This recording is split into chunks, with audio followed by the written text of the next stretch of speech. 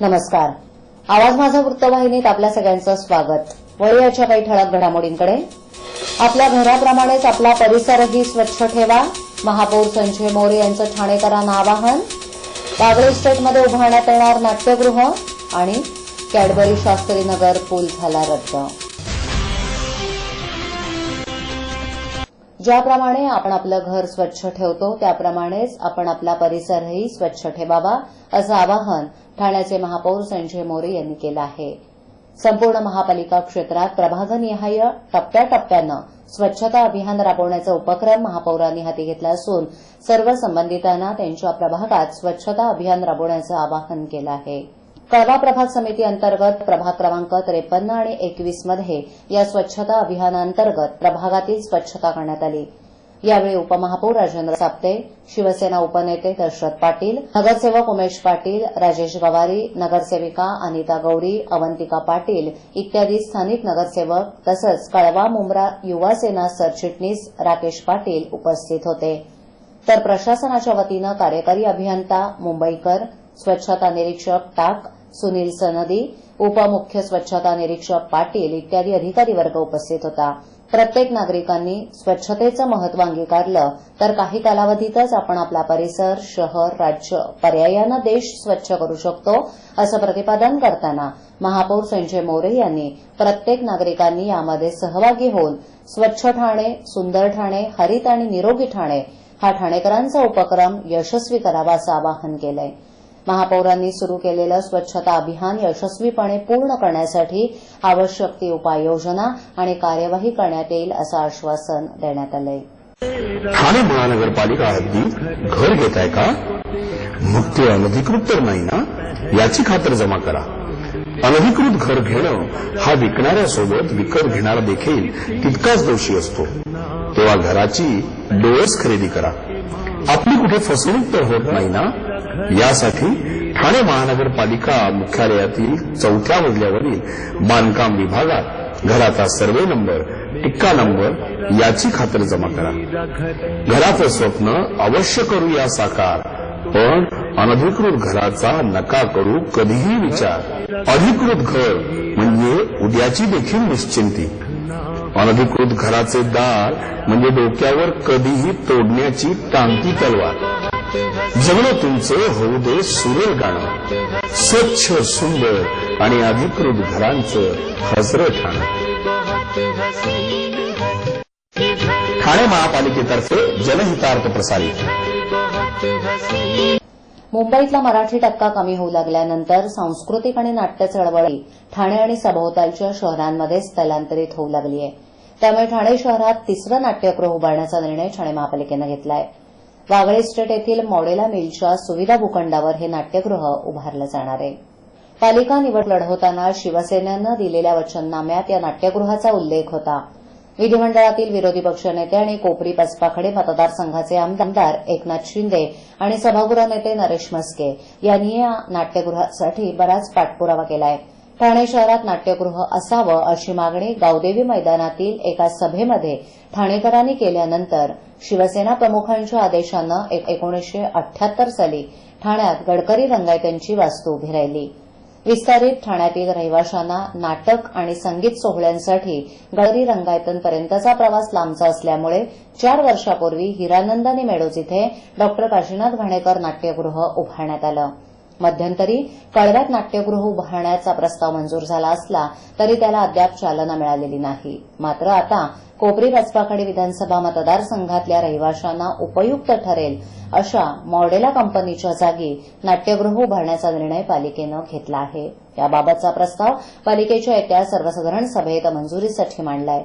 Bagale estate भागातील बहुसंख्य जागा ही एमआयडीसीच्या मालकीची आहे. त्यामुळे इथे विकास कामांसाठी जागाच उपलब्ध होत नाही. त्यामुळे मॉडेला मिलचा भूखंड उपलब्ध होताच लोकांच्या मागणीनुसार इथे नाट्यगृह उभारण्याचा निर्णय घेतल्याचं नरेश म्हस्के यांनी सांगितलं. पोखरण रोड नंबर 1 वरील वाहतूक कोंडी टाळण्यासाठी इथे प्रस्तावित केलेला कॅडबरी जंक्शन ते शास्त्रीनगर हा 800 मीटरचा उड्डाणपूल निधी अभावी बारगळण्याची शक्यता असून त्याऐवजी सध्या 80 मीटर रुंद असलेला हा रस्ता 120 फुटांचा करण्याचा निर्णय पालिका प्रशासनानं घेतला आहे. पोखरण रोड 1 आणि त्या सभोवतालच्या परिसरातील लोकसंख्या गेल्या 10 वर्षात जवळपास 10 पटीनं वाढली आहे. त्यामुळे सिंघानिया शाळा, समतानगर, तकनगर, शास्त्रीनगर या चौकांमध्ये वाहतूक कोंडी होते. 1 किलोमीटर अंतर कापण्यास अनेकदा अर्धा पाऊण तासही खर्ची पडतो. त्यामुळे या रस्त्यावर कॅडबरी जंक्शन ते शास्त्रीनगर असा उड्डाणपूल उभारण्याची सूचना पालिकेतील विरोधी पक्षनेते हनुमंत जगनी केली होती. तसा प्रस्तावही प्रशासनानं सादर केला होता.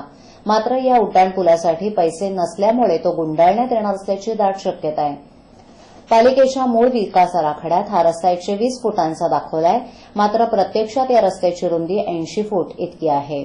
रस्ता रुंदीकरण मोहिमेतून तो 120 फुटांचा करण्याचा निर्णय पालिका प्रशासनानं घेतला असून या विस्थापितांना कोळशे तिथे स्थलांतरित करण्याबाबतची चाचपणी सध्या सुरू आहे. बाबा उद्या फी भरावीच लागणार. पैसे पाठवू कसे? सोपं आहे. TJSB मध्ये खातं आहे. हो आहे. गुड. एटीएम कार्ड आहे. मग पैसे इथल्या शाखेत टाका आणि त्याला कुठल्याही एटीएम मधनं काढायला सांगा. बँक नेटवर्कच्या कुठल्याही एटीएम मध्ये तुम्ही TJSBचे एटीएम कार्ड वापरू शकता. बाबा पैसे मिळाले. आता बँकिंग इज नो टेन्शन यार. ठाण्यात सर्वात महत्वाची समस्या आहे ती म्हणजे खड्ड्यांची. खास करून पावसामध्ये ही समस्या जास्त करून समोर येते. परंतु ना आता पावसाळा सुरू आहे नाही रस्त्यांचं कोणतंही काम चालू आहे.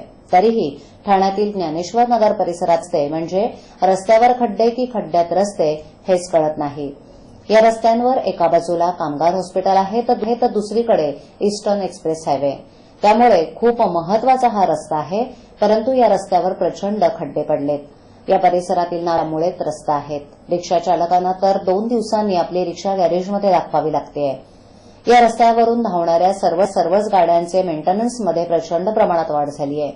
या रस्त्यावरून कोणतं रुग्ण घेऊन जाणं म्हणजे त्याच्या जीवाचा दुखापत करणं सारखंच झालंय. या सर्व कारणांमुळे या रस्त्यावरून प्रवास करणारा प्रवासी नाराज आहे. अनेक वेळा पालिका प्रशासनाला याबाबत निवेदन आणि तक्रारी करण्यात आल्या आहेत. परंतु त्यावर पालिका मात्र कसलीच पावलं उचलताना दिसत नाही. या सर्व कारणांमुळे स्थानिक वर्ग प्रचंड वैतागला आहे. आता आम्हाला या रस्त्यांवरील खड्ड्यांमध्ये मासे सोडावे लागणार आहेत आणि ते पकडायला ठाणे पालिका आयुक्तांना बोलवू आणि रस्त्यावर उतरून आंदोलन करू असा इशारा स्थानिक नागरिकांनी दिला आहे. कल्याण नजीक बल्ल्याणी गावातील इम्तियाज रईस या व्यक्तीकडे 5 ते 6 महिन्यांचं भेकर आढळून आलंय. गेल्या 5 महिन्यांपासून हे भेकर इम्तियाजच्या घरी होतं. वनाधिकाऱ्यांना याची माहिती मिळताच त्यांनी भेकर ताब्यात घेतलं असून इम्तियाजला चौकशीसाठी ताब्यात घेतलंय. इम्तियाज अब्बास रईस कल्याण नजीकच्या बल्ल्याणी गावात राहतो. त्याचा नातेवाईक 5 महिन्यांपूर्वी जंगलात भटकत असताना त्याला भेकराचं छोटंसं पिल्लू भटकताना आढळलं. त्यानं या पिल्लाला पकडून घरी आणलं तेव्हा हा प्राणी त्याच्याच ताब्यात होता. गुरुवारी सकाळी वनाधिकाऱ्यांना याची माहिती मिळताच त्यांच्या पथकानं इम्तियाजच्या घरावर छापा टाकून भेकरासह इम्तियाजला ताब्यात घेतलंय. वन्यजीव संरक्षण कायदा 1972च्या कलम 52 नुसार इम्तियाज विरोधात गुन्हा दाखल केल्याची माहिती वनक्षेत्रपाल RT मखदूम यांनी दिली. अशा ठळक घडामोडी शेवटी पुन्हा एकदा आपल्या घराप्रमाणेच आपला परिसरही स्वच्छ ठेवा. महापौर संजय मोरे यांचं ठाणेकरांना आवाहन.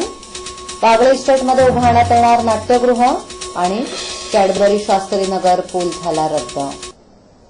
आपल्या विभागातील काही सूचना अथवा समस्या असल्यास त्या आमच्यापर्यंत जरूर पोहोचवा. आम्ही तुमच्या नागरिकांपर्यंत नक्की पोहोचवू.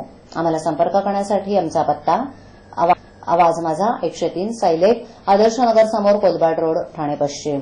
आमचा दूरध्वनी क्रमांक 973503326. Mail ID avazmaza.tvnews@gmail.com. आवाज माझावरील एखादी बातमी पाहिजे राहून गेली असल्यास युट्यूबवरही ती तुम्ही पाहू शकता. तर मग उद्या पुन्हा भेटू याच वेळी याच ठिकाणी काही नवीन घडामोडींसह आवाज माझा वृत्तवाहिनीत. तोपर्यंत नमस्कार.